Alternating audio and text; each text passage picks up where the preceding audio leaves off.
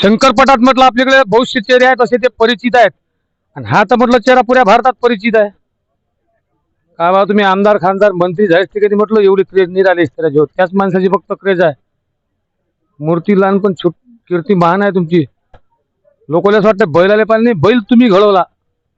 आणि पोट आहे म्हटलं तुमचा तो काय 2 दाणी आहे का 3 दाणी आहे. आणि त्यात म्हटलं भाऊ संजीव भाऊ यानं पट ठेवला. काय पब्लिक राजा आता महाराष्ट्रात मी पटात हिंदुराजा असा पटच नाही पाहिला. मला हे समजून झालं एवढी क्रेज शिवसेनेत या शंकरपटात कशी आहे. परंतु साहेबाचीच तर क्रेज आहे बा. जगा झटका सांगतात ना. अरे तुला माहित नाही का माझा तो कार्यकर्ता आहे. तो कशाला त्याची गाडी घेतली तरी म्हटलं फटाल का ते गाडी सोडायला लावतात ना. असा आमदारच पाहिला नाही.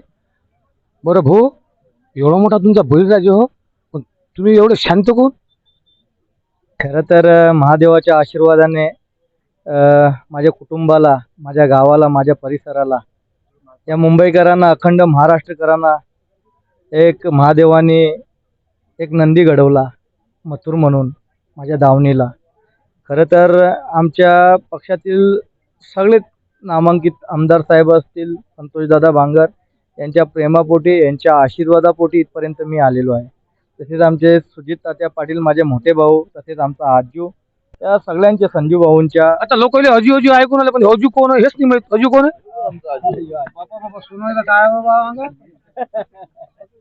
आणि दुसरे हे मी तात्या. खरं तर हा शंकरपटाचा जो खेळ आहे, मी याच्या आधी फुलंब्रीला आलो होतो, पण अक्षरशः मला असा बसायला नव्हता भेटला. शंकरपटामध्ये आलो होतो तेव्हा फुलंब्रीला, माहिती आहे ना फुलंब्री, छत्रपती संभाजीनगरला. आता या ठिकाणी आमदार साहेब बाजूला आहेत, त्याच्यामुळे इथे बसायला तरी चांगला व्यवस्थित भेटलाय.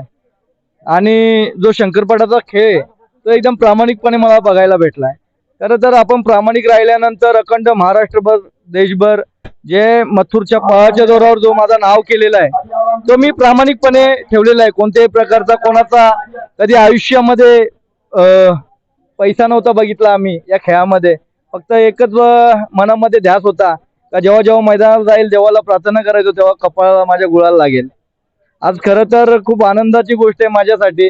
आज मथुरच्या आशीर्वादाने इथपर्यंत मी पोहोचलोय हिंगोली जिल्ह्यामध्ये. आज आमचा हा परिसर राहिला होता, इकडे येण्याचा परिसर राहिला होता, पण हा सुद्धा माझा ड्रीम होता, साहेबांनी पूर्ण केला.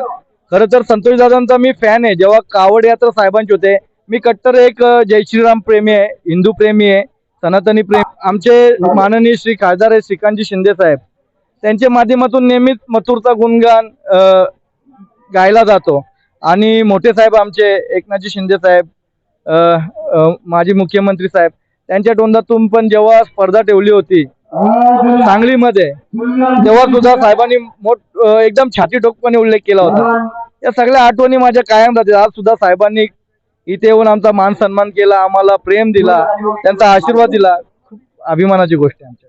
काही काळमध्ये तुम्ही युट्यूबवर टीव्हीवर पाहिलं होतं फळके आणि यांचं जे वार होतं, आणि यांनी जे जे बैल 1 नंबरवर गेले त्यांनी त्यांच्या प्रयत्नातून गेले. हे जे शब्द होते ते आमच्या हृदयाला भिडलेले आहेत. म्हणजे स्वतःच्या बैलाच्या बरोबरच तुम्ही दुसऱ्याच्या बैलाची सुद्धा प्रशंसा करता. हा यांच्यात गुण फार मोठा गुण आहे. पटात एवढं काढेल काम राहते. पण असा जसे युट्यूब आणि टीव्हीवर आपण त्यांना पाहिलं होतं तसेच ते प्रत्यक्षात आहेत. का हो दादा काय वाटलं पोट तुम्ही पाहिलं ना. गपाल म्हटलं 3 दिवस झाले म्हटलं. मी 3 दिवसापासून जाऊ इकडे, मी पाहिलं विदर्भाचा, पण 3 दिवसापासून राजे पब्लिक कमीच नाही होऊन राहिली. पब्लिक कार्यक्रम असा ठेवला ना साहेबाच्या आशीर्वादाने एवढा मोठा मी कार्यक्रम ठेवला. त्याच्यामुळे पब्लिक कुठे जाणार एवढं सगळं शेतकऱ्यांच्या साठी म्हणून एक कार्यक्रम ठेवला. मला वाटत नाही का आता 85 नंतर जिल्हा परिषद 100% तुमची आहे म्हणून. साहेबाचा आशीर्वाद असल्यावर काय टेन्शन आहे मला, काय टेन्शन नाही मला. पण तुमची काल मी परवाच्या दिवसपासून पाहून राहिलो, तुम्ही एकदम शांत डोक्याने करत. माझा स्वभाव तसा आहे, शांत. मग दादासोबत शांत माणसं आहेत काय. हो ना, असं थोडंच आहे. साहेबांचे आदेश दिला ते पाळतो आम्ही. शांत म्हणले शांत, आक्रमक म्हणले आक्रमक. काल संतोष भाऊ आमच्या इथे म्हटलं एक जण एवढा कॉल करत दारू पिऊन ते तुमच्या बैलाची म्हणजे कोण 3 दिवसापासून तुम्ही बैल सांगितलं पण काय विचारता. म्हणजे एवढी क्रेज आहे. अभिमान एकच गोष्टीचा वाटतो, शेतकऱ्याला कोणत्या प्रकारचं प्राधान्य दिला नाही जात शेतकऱ्याच्या खेळाला. साहेब खरं तर आहे ना, आज कुस्ती स्पर्धा जेव्हा होत असते, कुस्ती स्पर्धेला महाराष्ट्र केसरी, हिंद केसरी अशी शासनाने दर्जा दिलेली आहे. माझा साहेबांना एक हात जोडून विनंती आहे, आमच्या बैलगाडा क्षेत्र आहे, हा शेतकऱ्याचा खेळ आहे, हा जिव्हाळ्याचा खेळ आहे. या खेळाला महाराष्ट्र केसरी, हिंद केसरी, भारत केसरी असे किताब शासनातर्फे मिळावेत अशी अपेक्षा असेल साहेब. साहेब कधीतरी आयुष्यामध्ये आहे ना साहेब, जेव्हा तुम्ही या दिल्लीमध्ये जाणार त्या टायमाला आमचा एक छोटासा एक बैलगाडा मालक आणि एक बैलगाडा प्रेमी म्हणून एक विनंती आहे का तुम्ही या बैलगाडा क्षेत्राला एक पुरस्कार लवकरात लवकर द्यावे ही आमची मागणी असेल. या सगळ्या बैलगाडी प्रेमींची, अखंड देशातील प्रेमींची, सगळ्या शेतकऱ्यांची एकच अपेक्षा असेल का हा बैलगाडा क्षेत्रातील आजचा डेटचा जो खेळ आहे बैलगाडा क्षेत्र हा अखंड देशभरात प्रसिद्ध आहे. आणि या क्षेत्राला जी क्रेज आहे ना साहेब, ती क्रेज कोणत्या क्षेत्रामध्ये आता राहिलेली नाहीये सांगायला गेलो तर. कारण की हा शेतकऱ्याचा जिव्हाळ्याचा खेळ आहे, हा मातीचा खेळ आहे साहेब. हे आमच्या मागण्या आहेत ना, या माझ्या या अखंड महाराष्ट्रातील जेवढे बैलगाडा प्रेमी आहेत ना आणि शेतकरी प्रेमी आहेत ना त्यांच्या वतीने आहे. साहेब कधीतरी हा छोटासा विषय तुम्ही या अखंड देशभरात तुमची चर्चा नाही झाली तर राहुल पाटील नाव घ्यायचं नाही. दर्शकों गन्ना का लाइक सब्सक्राइब शेयर करना